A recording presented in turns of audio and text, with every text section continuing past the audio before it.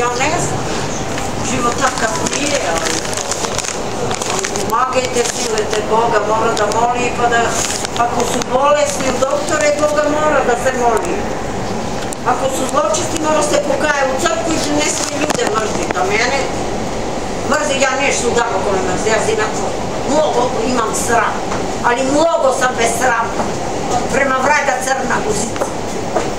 Ti će nam svojiš. Znaš na koji sajt sam bila gore? Aha. Ima muke, tebe će te gledati. Sebe nisam pogledao. Skoliraj se svinjom. Blage dume nemamo tvoj život. Ja imam svoj život Božiću. Malo sam gladna da imam sve, ne znam šta imam. Te gladna te gužu. Ista vraga znaju. Radi je Bože, ne kaže ih radi. Toliko rak da se pojavi, to ne postoji. Tu ne postoji rak toliko da postoji. Umira mladež. Prije ljudi nisu bili stari, bolesni, danas mladež umira. Što da ne bilo? Što da ne bilo? Što da dignem glavu? Jer ja dizam glavu jer niko vidiš leže. Dunja Lango sam i Brena i tu ne bačinu zna i radnik i školovana i venčana u crkvu i općeno. 12 godina s mojega muža sam hodila i taj mi je. Ja sam mnogo vredna, više dara nego mene. Taj čovjek mene ne treba, ne paše. Niko sam 12 godina hodila. Lijepo ga zapamti vraža u Plovicu, svaki dan se ne priča, vraži tu na obanki. Čerka moja svakrva, što svaki dan se svađa svekra, moja glupost je podaca. To se ne razbira, vi kada ga nema. Istina. Likva i vrag postoji. Znaš što je goro, ej? Znaš što je goro?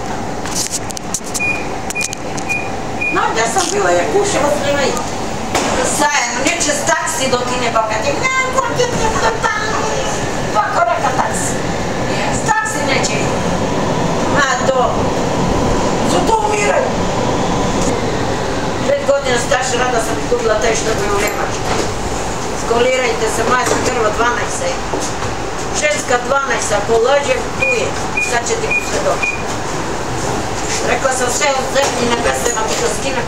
Koga ćeš ti da se igraš? Brat me kopike, sve država me rani, sram me bilo za moja djeta. Sram me bilo.